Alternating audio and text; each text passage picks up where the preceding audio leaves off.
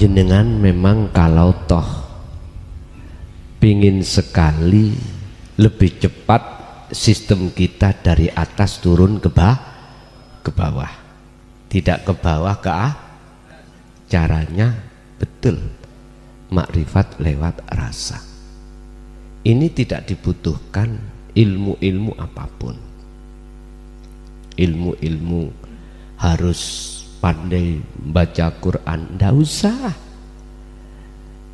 Al-hadis, as-sunnah, nggak usah. Harus paham ilmu fikih, gampangane ngomong ilmu syariat kita itu walaupun nol, nggak tahu apa-apa, nggak butuh itu. Prakteknya bagaimana? Assalamualaikum warahmatullahi wabarakatuh. Alhamdulillah, kita bisa kumpul lagi dalam majelis ilmu. Mari kita ikuti sinau bareng bersama Kiai Haji Mukhlason Rosyid atau yang akrab dikenal Guson. Jaga zikirnya baik kiaman ketika saat berdiri wa qu'udan, dan ketika beliau duduk wa ala junubihim, dan atau dalam keadaan kondisi kita itu berbaring. Substansi makhluk syahid dalam ayat itu adalah yadhkurunallaha, berzikir. Maksud berzikir di sini tidak harus miturut makom syariah, dan juga tidak harus miturut makom thariqah. Berzikir di sini yang dimaksud adalah dalam hati ini ada satu kesadaran bahwasanya apapun yang muncul dan timbul, baik yang ada kaitannya dengan kita ataupun terhadap makhluk yang lain, hati jenengan harus selalu menumbuhkan rasa keimanan bahwasanya yusyahiduna annal fa'ila huwallahu ta'ala, yang menggerakkan, yang memperjalankan, yang memperperankan semua makhluk itu adalah Allah. Dan Allahnya tidak jauh terhadap diri kita. Wadzahiru wal batin,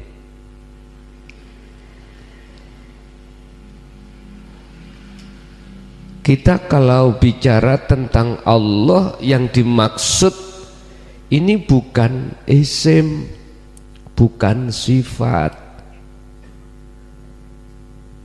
dan pula bukan zat hidup, tetapi yang dimaksud yadhkurunallaha ini adalah ana. Yang ana itu lahir dari laisa maksud laisa kamislihi syai'un, dan itu akan muncul secara otomatis dalam hati jenengan setelah faktulu anfusakum, setelah apa yang didawuhkan Allah di dalam surah Al-Baqarah ayat 54, kisah Nabi Musa dengan para kaumnya, di mana beliau berkata kepada kaumnya, ya kaumi, he kaumku. Nabi Musa itu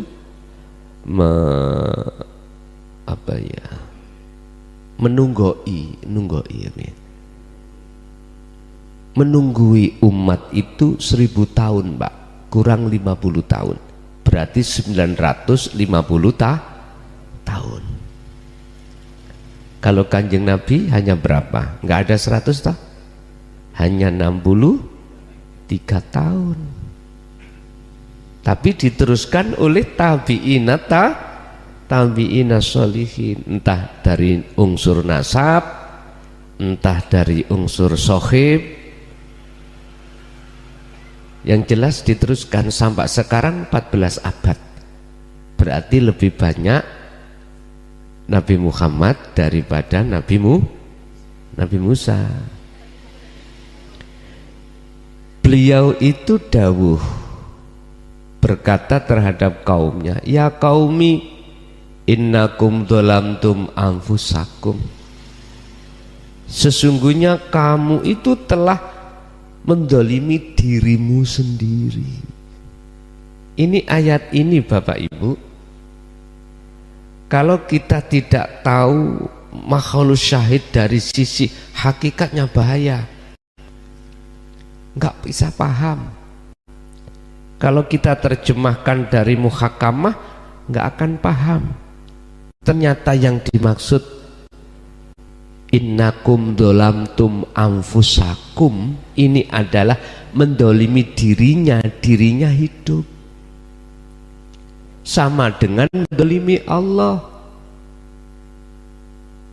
Bentuknya apa? Bittikhadikumul ijlah, mengadakan selain kami selihi dalam kita itu sebagai Tuhan. Al-ijlah Pak, di sini ada yang mengartikan sapi atau anak sapi.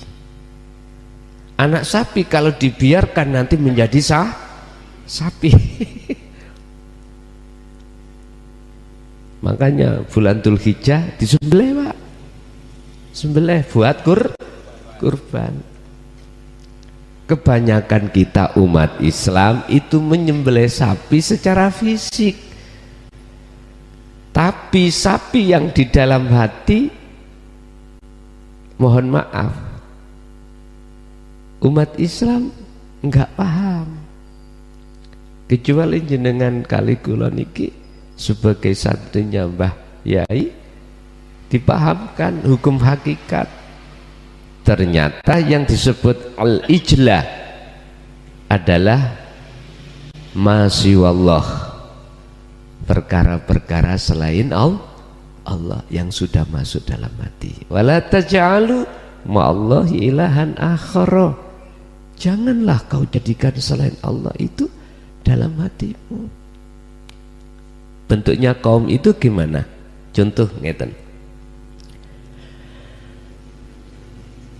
apa yang ada di dalam diri saya, Allah sejatinya, yaitu yang tidak bisa kami sebut, itu saya aku. Apa baju sifat wujudnya Allah, itu saya aku. Contoh kalam, dalam hatiku ada satu iman rasa kalau saya yang berkalam. Ini maksudnya saya telah mendolimi diri saya. Itu sama halnya mendolimi Gusti Allah. Tak rampas sifat Allah itu. Dalam diri saya merasa punya ini, punya itu, bisa ini, bisa itu. Itu termasuk pendoliman saya. Bapak Ibu, ini akan terjangkit terhadap seluruh umat manusia. Terjangkit pada seluruh umat manusia kecuali illa ibadaka minhumul mukhlasin, kecuali hambamu ya Allah yang tidak bisa kuplesetkan, kata iblis, yaitu hamba sebagian di antara minhum mukhlasin yang jenengan pilih. Siapa hamba yang dipilih Allah? Alladzina yastami'unal qaula wa yattabi'una ahsanahu. Az-Zumar 17:18. Dialah mereka golongan yang ketika saat ajaran hakikat yang disampaikan ini dia dengarkan dan dia terima dalam hati, lalu dia ikuti, dia amalkan. Lah inilah Pak, golongan yang tidak bisa dipengaruhi oleh hawa nafsu dalam diri kita. Awalnya kita kenawa awalnya, tapi berhubung kita mengikuti ajaran Kanjeng Nabi di jalur dinut tauhid, di situ mulai paham. Akhirnya kita akui kalau kita selama ini pendosa pada Allah, ruhaniah kita, hati kita. Oleh sebab itu, hei kaumku, lekas bertobatlah. Caranya bagaimana? Faktulu anfusakum, bunuhlah dirimu. Bahasa lugat murodnya begitu. Lah niki nek boten kalau tidak diurai faktulu anfusakum, semua manusia habis ngaji pulang langsung bunuh diri. Bukan itu maksudnya. Faktulu podo, membunuhlah kamu sekalian anfusakum, pada dirimu sendiri. Ternyata apa Bapak Ibu? Ma'asyiral muslimin rahimakumullah, adalah tindakan dalam hati kita melepaskan keakuan diri sebagai makhluk yang bisa ini, bisa itu, punya ini, punya itu. Otomatis caranya, jalannya adalah yakfur bittaghuti wa yu'min billah. Tinggalkan pengakuan-pengakuan kita sebagai makhluk yang bisa ini, bisa itu. Sebab sejatine makhluk asline itu adalah la haula wala quwata. Sangat bisa dipaham Pak nggih? Nggih. Aku yakin karena sampean sudah bermodalkan pengetahuan makrifat dari Mbah Yai, jadi saya enak tinggal mentaukiti aja. Pokoknya paling enak saya ngaji di Bondowoso Pak, di Bondo. Karena beliau adalah santrinya Mbah Yai, jadi kula tinggal nambahi ngaten mawon. Bapak Ibu hadirin jamaah rahimakumullah. Lah, bisanya kita yakfur bittaughut, tinggalkan iman rasa kalau kita yang melakukan. Kembali lagi kepada ayat surat Ali Imran 191 tadi, alladzina yadhkuruna, jenengan kita semuanya ketika saat baik berdiri, duduk atau berbaring, hati selalu berzikir.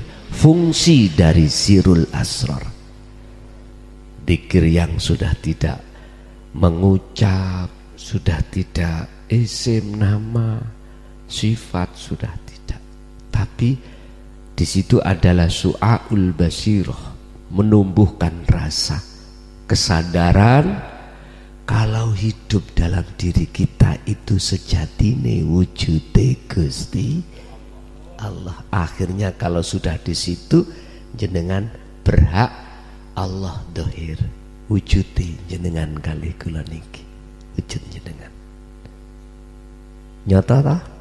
Nyata. Inilah maksud sifat wajib Allah wahdaniyah, makna sawiji. Makanya seluruh dunia manusia yang jumlahnya triliunan itu nggak ada yang sama. Kita wujudnya ada yang sama? Nggak ada. Sekalipun itu saudara kembar, nggak ada yang sama. Wahdaniyah, makna tunggal, yaitu ini khusus bagi jenengan yang sudah duduk di akad baru boleh Pak. Kalau ndak di situ nggak bisa, batal hukumnya. Contoh, mohon maaf nggih, agak terlalu tajam nggih. Siapa yang mengatakan aku Allah? Merekalah yang sudah faktulu anfusakum, sudah kefanaan selain Allah, termasuk dirinya. Baru sah munculnya hal itu, baru sah. Yang tidak sah itu kan masih di dalam muncul keakuan diri makhluk itu. Makanya mengapa di dalam surat Toha itu dikatakan innani anallah, ditegaskan yang berkata innani itu adalah Allahnya. Itu menegaskan bahwasanya siapapun kita tatkala masih muncul selain wujud Allah dalam diri kita, berarti masih pengakuan-pengakuan, maka nggak boleh. Mungkin gini Pak, kalau ibaratkan gini, kita masyarakat umum, tatkala kita pakai mobil terus di depan kita lampu merah, kita terjang aja, ini pelanggaran, nggak boleh, karena belum punya kewenangan. Berhubung jenengan presiden, angsal mboten? Boleh. Karena makom jenengan sudah di situ. Makom kefanaan selain Allah sudah. Artinya, apakah Allah itu terikat atau diikat dengan hukum? Dan atau apakah hukum kita manusia bisa mengikat terhadap Allah? Nggak bisa. Allah bersifat jaiz, wenang. In arada syai'an ayyaku lalahu kun. Nah sudah. Lah, untuk menumbuhkan hati kita semakin lama semakin besar rasa mahabbah kepada Allah, kita harus ikuti. Seperti apa Kanjeng Nabi, jalankan. Kanjeng Nabi sudah menteladankan terhadap kita, ya kita ikuti. Termasuk salah satu di dalam ayat itu, ketika kita berdiri atau kita duduk atau kita berbaring, hati harus selalu menjunjung tinggi faqadistamsaka bil urwatil wuthqa, memegang teguh tali Allah itu. Mana tali Allah? Dzikir. Mana yang dimaksud dzikir? Adalah dalam hati ada rasa kesadaran keimanan bahwasanya hidup itu wujudnya Allah yang dalam diri kita atau di luar diri kita.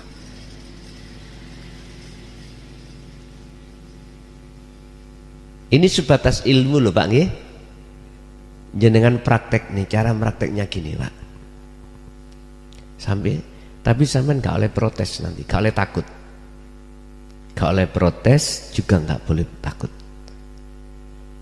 Ketika jenengan berdiri atau duduk atau berbaring, udah. Akal ini lepaskan urusan dunia. Gak usah nyebut-nyebut, gak usah.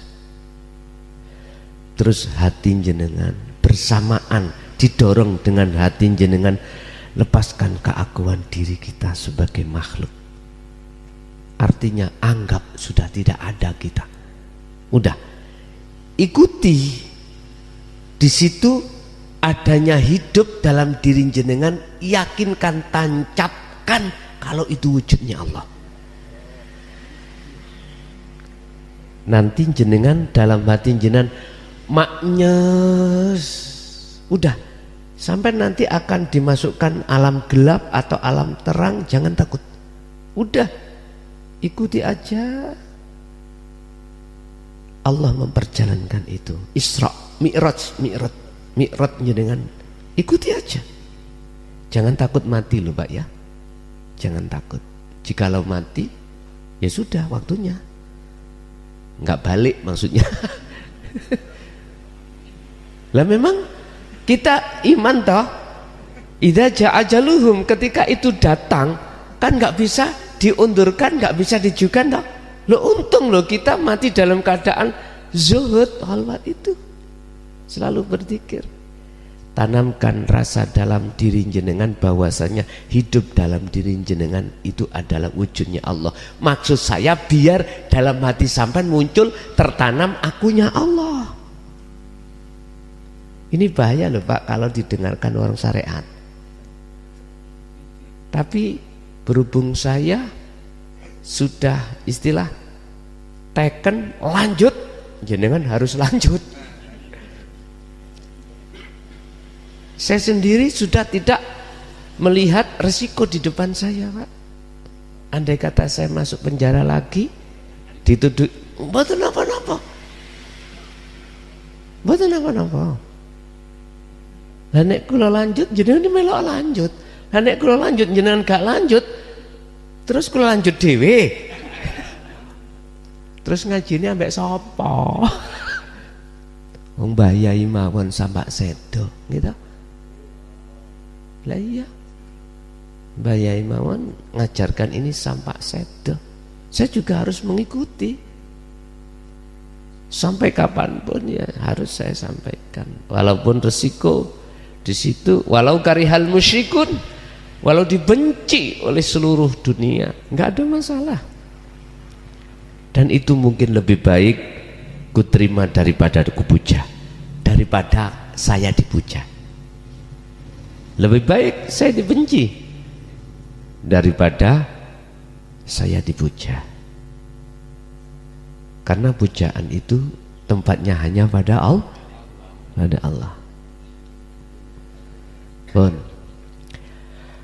Baik ketika jenengan berdiri dalam keadaan sholat atau kerja atau duduk dalam keadaan duduk jenengan, entah duduknya sholat atau di luar aktivitas sholat atau berbaring, udah lakukan cara yang saya katakan tadi. Itulah maksud faktulu anfusakum, bunuhlah dirimu. Berarti lepaskanlah rasa keimanan kalau kita yang melakukan, kalau kita yang bisa ini bisa itu, punya ini punya itu. Sebab ya itulah maksudnya nafsu. Inna nafsa la amaratum bisu, yaitu nafsu, yaitu pengakuan diri yang bisa ini bisa itu, yaitu sejati di nafsu. Bukan yang dikatakan hukum syariat nafsu itu yang itu jasadmu, kamu punya kehendak untuk maksiat. Bukan itu saja nafsu itu. Oh, nafsu kita itu punya karep untuk sholat, untuk zakat, untuk puasa, bahkan haji, baca Quran. Manakala kehendak itu dalam hati kita masih muncul taholli, keakuan diri makhluk yang bergendak, itulah sejatinya nafsu. Dalam hadis Rasulullah mengatakan jihadu, kita menghadapi jihadul akbar, Pak.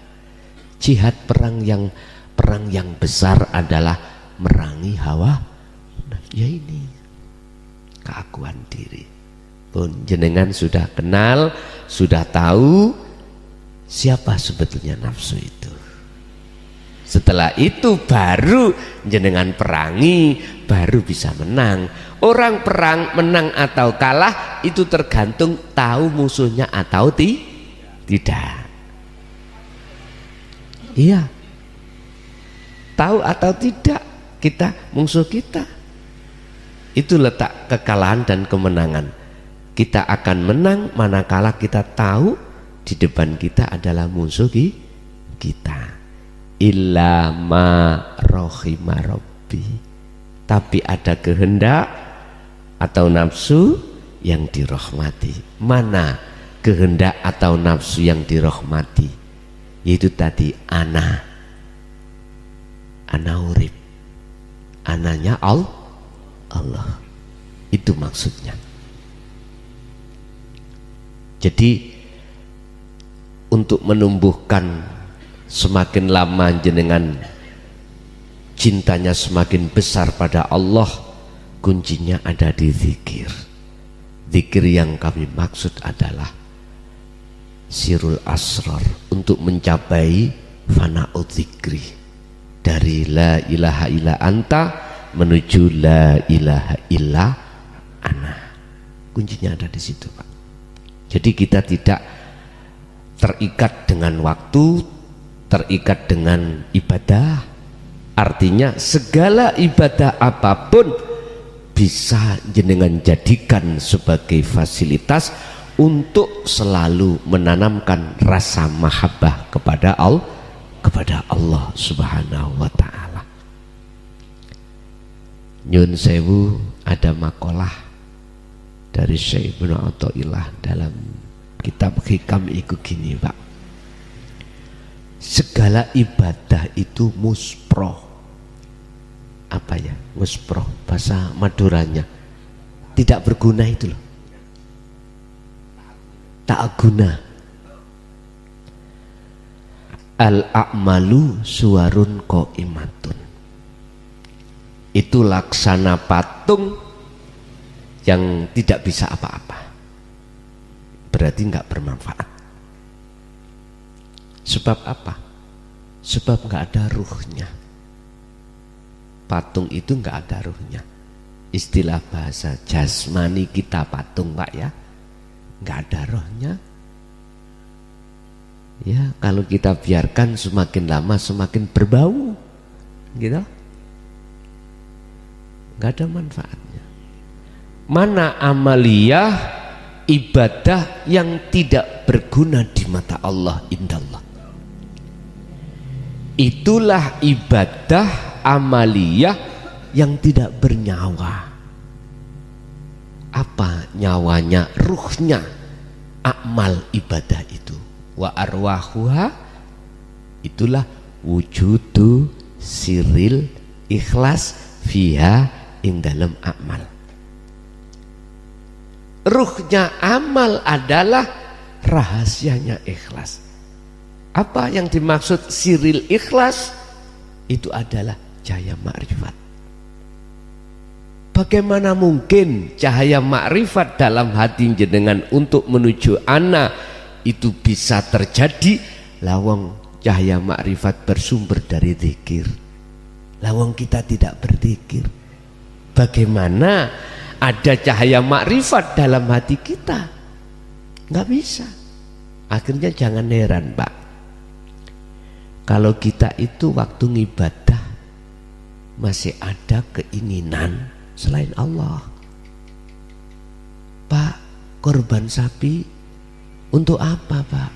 Oh, besok ini pahala buat tumpaan kalau kuat sirotol mustaqim. Kan masih makhluk itu, Pak, ya. Surga kan masih makhluk. Masih makhluk. Mohon maaf tidak mengurangi rasa hormat gitu, kami terhadap saudara saya baik yang ada di syariah maupun di thariqah. Tidak, saya tidak bermaksud untuk mendiskriminasikan, tidak.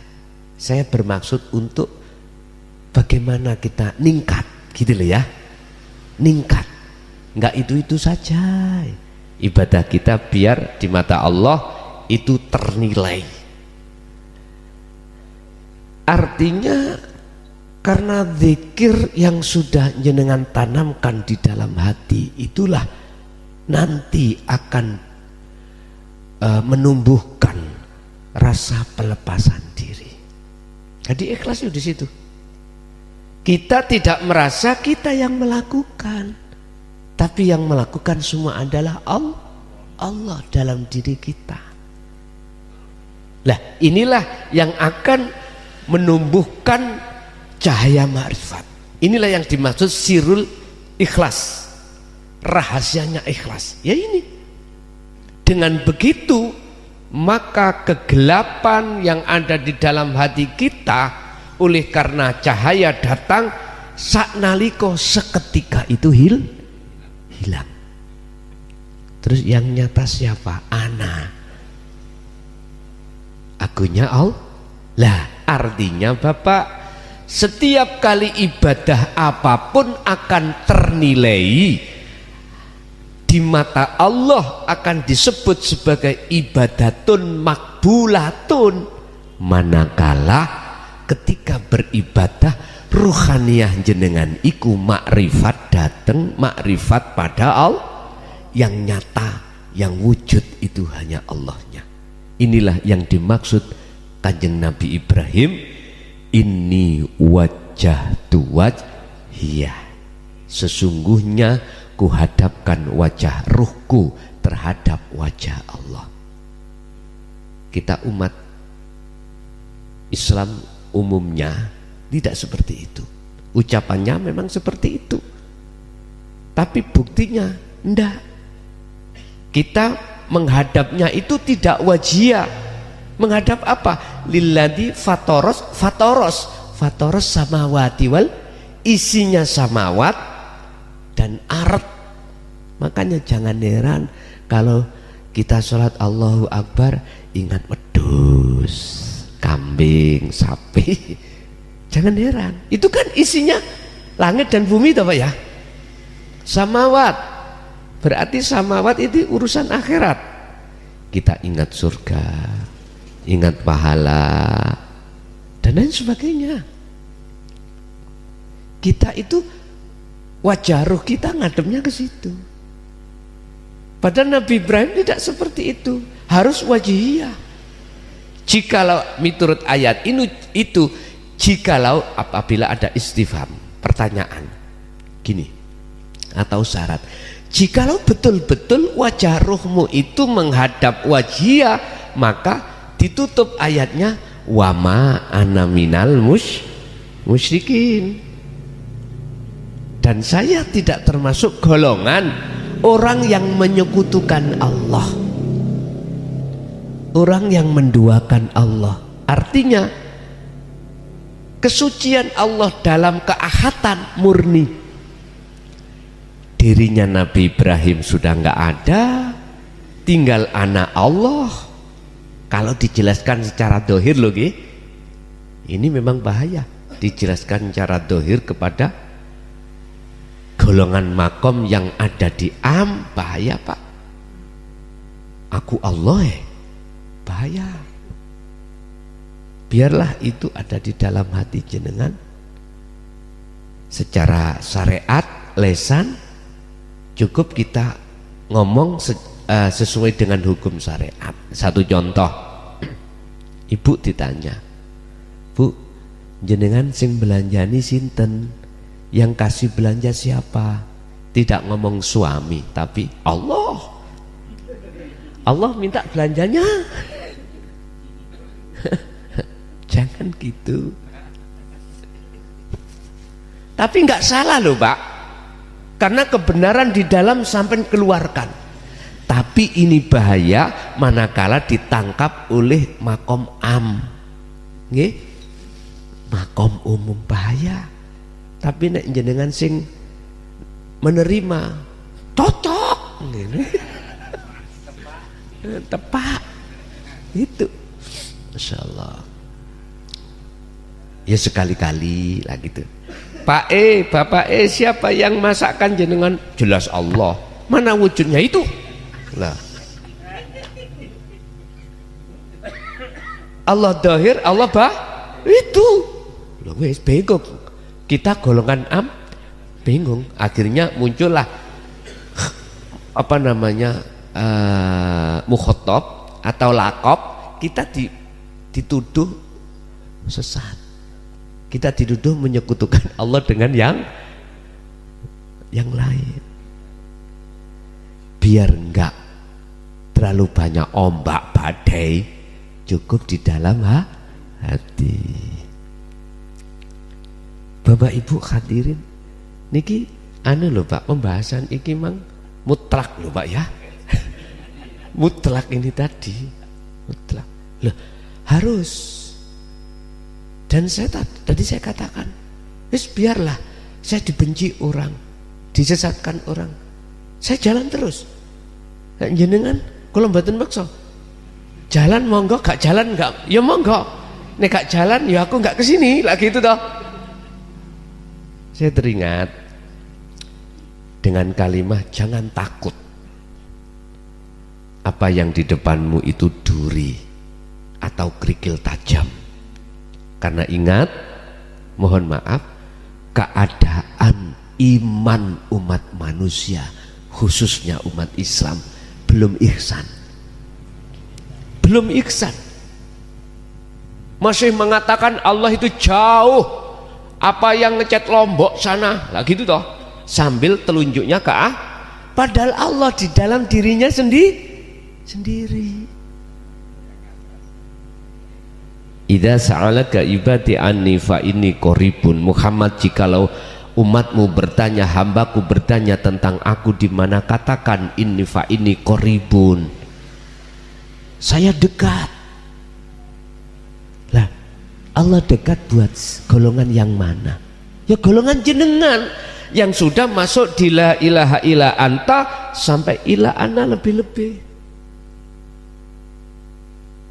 Sehingga kemanapun jenengan pergi dan apapun aktivitas yang jenengan hadapi, jenengan pasti di dalam hati terasa selalu dilayani oleh Allah.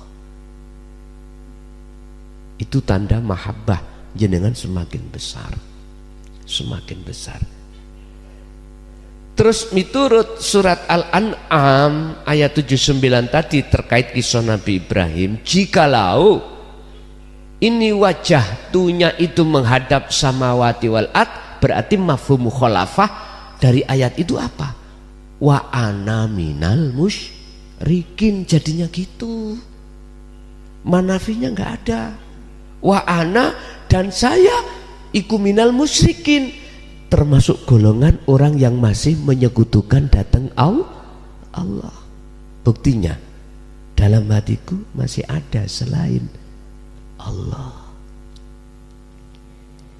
Ini miturut kajian tauhid antawa ana, Pak. Ini pun salah paham. Dan kita harus menyempurnakan keislaman kita di dalam hakikat sampai makrifat. Wajib Pak, miturut ulama-ulama akhirat wajib. Sebab Islam itu dibangun dari syariat thariqat, hakikat dan makrifat. Udkhulu fisilmi kafah, kesempurnaan Islam di situ. Kalau ini sudah sempurna, maka ayatnya inilah yang menjelaskan, mentaukiti tentang makrifat. Apa? Kalau sudah sempurna makrifat jenengan, wala tattabi'u, ini perintah Allah. Wala tattabi'u lan ojo podo manut, dan janganlah kau mengikuti khutuwati syaiton, terhadap bisikan nafsu dalam hatimu. Apa bisikan nafsu? Allati yuwaswisu fi sudurin nas. Lah, jenengan disuruh untuk melalaikan Allah. Makan harus lalai, kali itu Allah yang berperan. Kita disuruh ngakui, yang kasih belanja kita dipaksa untuk beriman, yang memberikan belanja adalah suami. Yang memasakkan kita dipaksa beriman, yang memasakkan itu sumbernya dari istri. Nikile, mohon maaf, jangan kau mengikuti ajak-ajaknya iblis atau nafsu dalam diri kita. Wala tattabi'u khutuwati syaiton. Sebab apa? Kita tidak boleh mengikuti bisikan nafsu di situ. Sebab innahu sak temene setan nafsu lakum kedui sira kabeh iku aduwun, mungsuh mubinun kang nyoto. Sekarang kita ketika saat proses pengenalan nafsu ya dan memerangi, berarti nafsu statusnya menjadi mungsuh. Tapi kalau nanti kita sudah dikatakan Allah sudah sampai ke musyahadah, bukan musuh lagi, Pak. Teman untuk berrahmat pada Allah. Lho niku lho, sampai mati yo tetap ngiting kita. Bukti nih kita haus, dalam hati ada nafsu keinginan untuk minum. Kita lapar makan. Kita setiap hari ada keinginan berangkat kerja. Nah, itu kan nafsu semuanya. Nafsu. Lah berhubung nafsu itu sudah tidak jadi musuh Anda, bahkan menjadi teman gitu. Akhirnya semuanya kita ajak untuk ngabdi kepada Allah. Tapi ingat, sepanjang sejarah iblis ora gelem sujud. Baik ketika saat Nabi Adam masih hidup ataupun sudah mati. Artinya nafsu itu walaupun sejinak apapun tetap kita harus waspada. Itu teman kita. Ingat, ada istilah teman dalam selimut. Intinya ayat itu kita harus selalu waspada. Cara untuk waspada, ikuti Rasulullah dan pengikut setia Rasulullah. Siapa? Alladzina yadhkurunallaha. Dialah mereka yang selalu berzikir, baik ketika berdiri, ketika duduk, ketika ketika berbaring pun. Kuncinya itu untuk bisa menumbuhkan rasa bertambah cinta kita pada Allah. Nanti kan beda, Pak.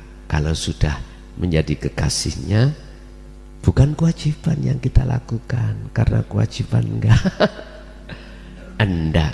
Bukti kalau istri kita itu cinta, suami kita cinta, mohon maaf, bukan memberikan layanan atau memberikan kewajiban. Itu kewajiban, enggak. Udah di situ sudah tidak terhukumi apapun. Ya udah, kebutuhan. Nah, jadi jenengan sholat sudah tidak karena perintah, sudah tidak karena kewajiban, karena memang ya sudah seia sekata, kebutuhan. Kata, wa ma umiru illa liya'budullaha mukhlishina lahud liya'budullaha. Kita akan masuk ke liya'budullaha, memang kebutuhan, bukan kewajiban.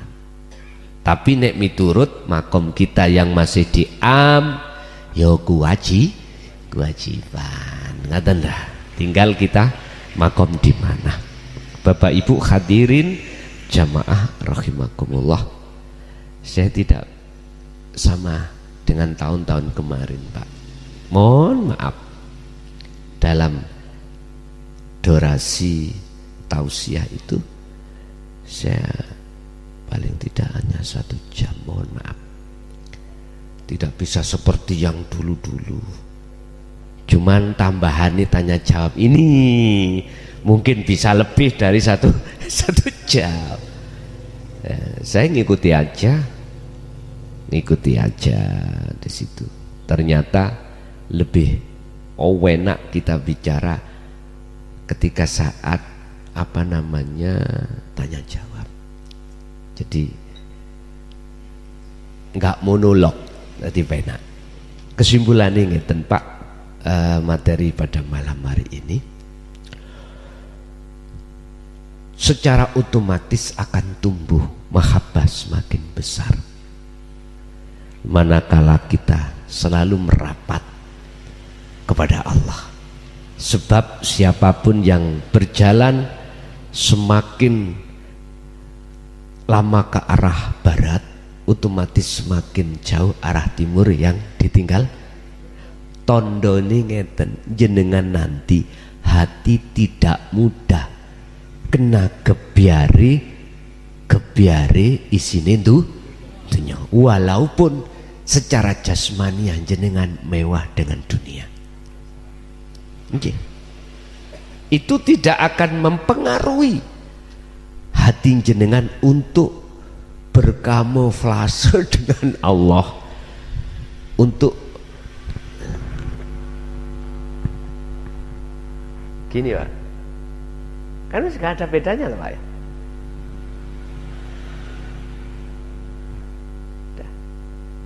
Bukan gini loh ya, gini, nggak ada bedanya. Tapi bukan dua loh ini ya. Inilah akad yang gue maksud ya. Jadi yang perlu kami tekankan di sini untuk meraih rasa mahabbah, cinta hanya pada Allah, kuncinya di dzikir. Di dzikir. Cara prakteknya ya seperti tadi.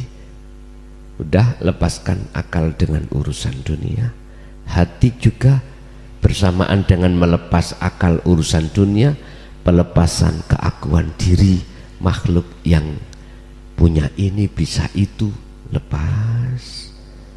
Di situ nanti dengan sendirinya akan muncul akunya Allah hidup itu.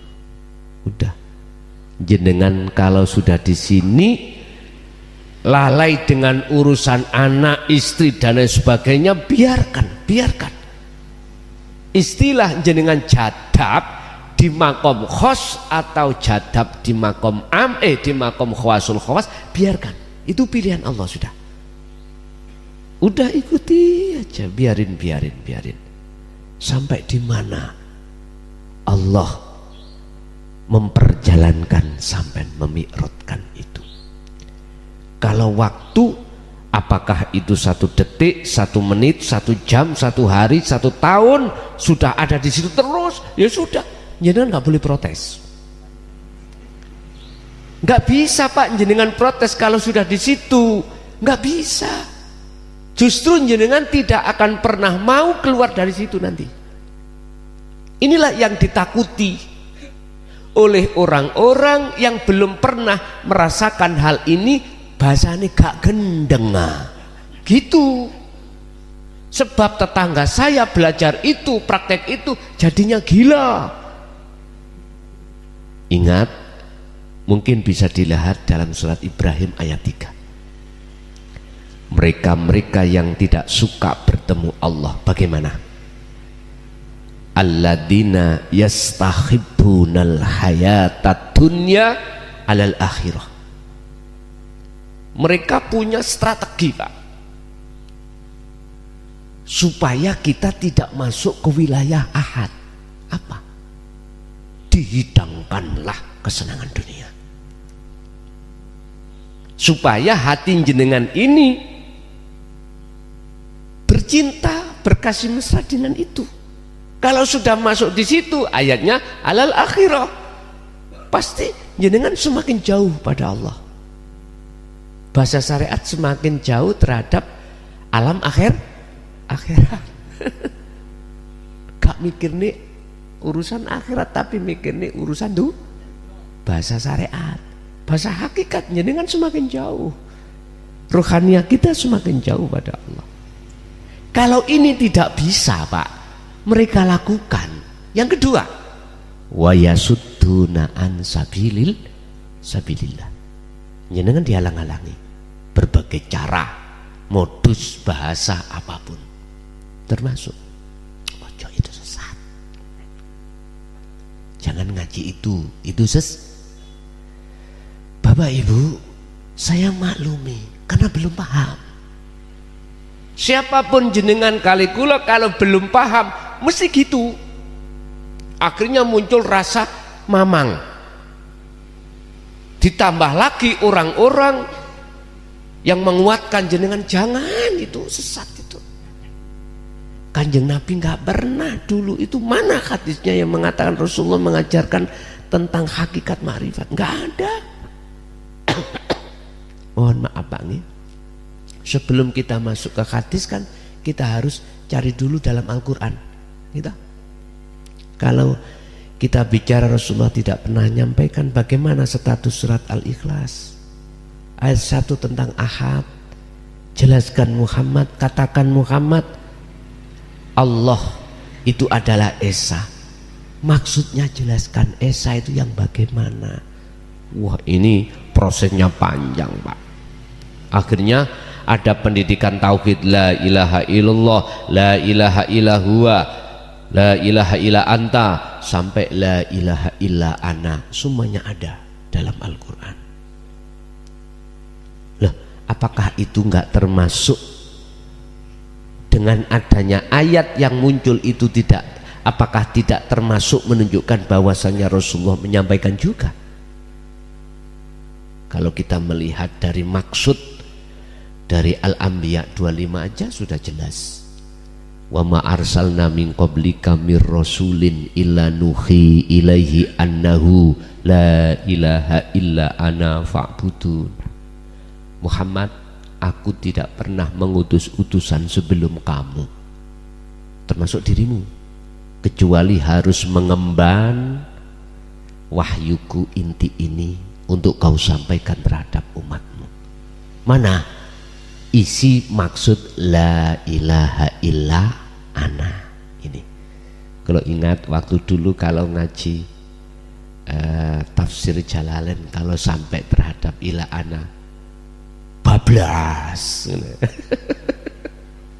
Just biasalah Pak, di dalam syariat kan gitu, nggak ada kapasitas untuk menjelaskan itu, ya mesti mawon. Ya wis, la ilaha illa ana bablas. Boten mendetail ini karena memang bukan kapasitasnya. Mengapa harus saya sampaikan hal itu? Supaya apa? Fa'budun, nyembahnya biar benar. Ini wajah tu wajiyah, bukan ini wajah tu samawati wal ard. Biar enggak seperti itu. Nah, sebelum ayat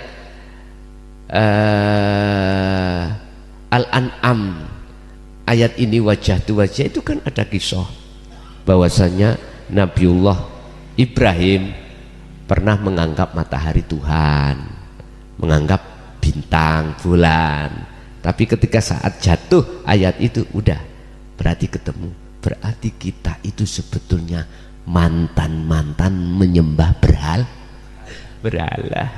mantan kita. Ya sudah, makanya kalau sudah sampai di situ mesti Allah menanamkan hati jenengan iki sifat rohim pada keluarga, itu pasti. Mesti hati sampean iku berpikir, ya Allah kasihan lah ngoten ya. Akhirnya anak, istri, saudara kita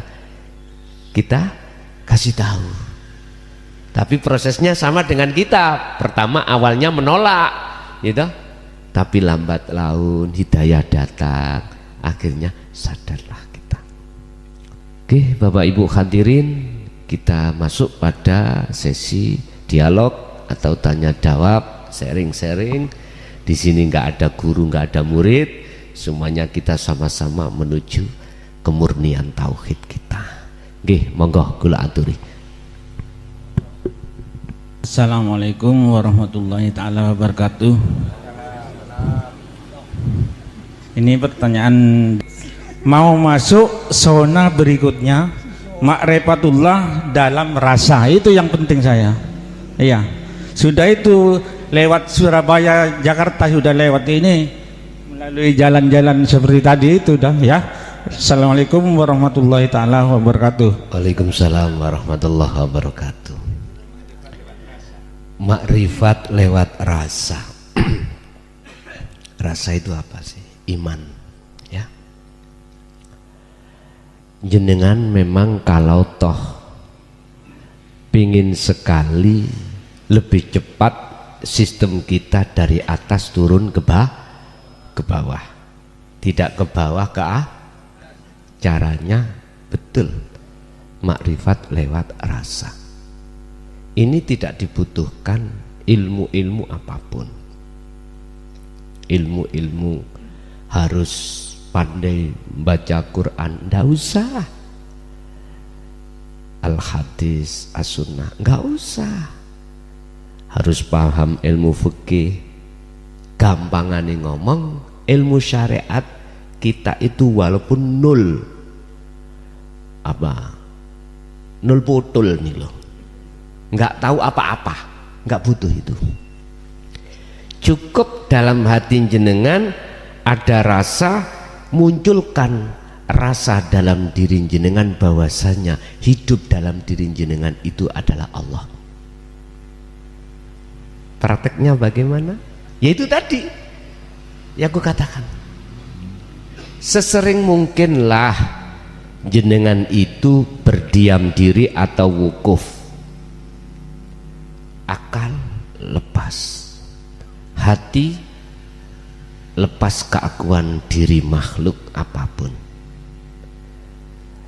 Akhirnya keakuan Allah dalam diri jenengan mesti akan muncul. Kalau nggak muncul, paksa muncul.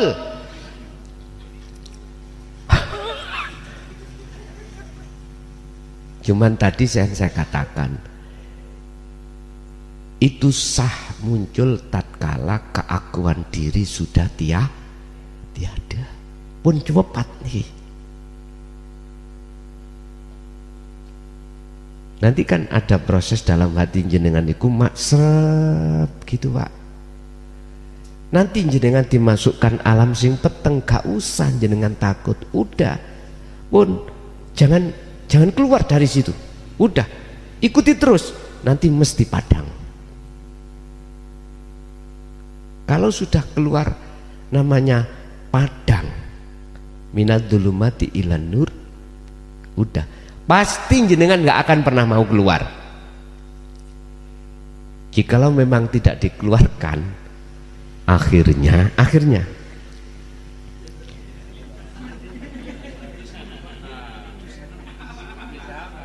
ya sudah, kita ikut aja sampai sudah. Betul, itu nanti ada dua Pak. Tidak dikeluarkan dalam keadaan kita sudah dijemput kematian, kita dikeluarkan tetap ruhania hati sampai dalam keadaan terus terang benderang. Allahu waliyul ladina amanu yukhrijuhum minaz zulumati ilan. Udah, walaupun jenengan dikembalikan lagi, posisi hati sampai selalu terang benderang. Udah, hati selalu makrifat pada Allah, selalu makrifat. Jadi inilah yang dimaksud amal yang berlandaskan wujudu siril ikhlas. Amal itu bernyawa, amal sampai bermakrifat. Yo ini lho Pak,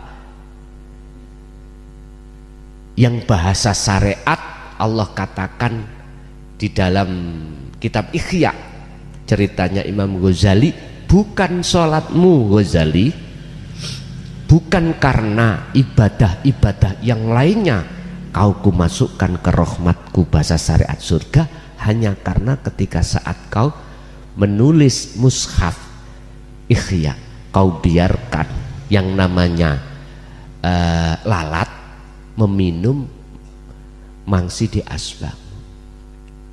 Sepele Pak nggih? Padahal itu tidak sepele. Beliau makrifat pada Allah.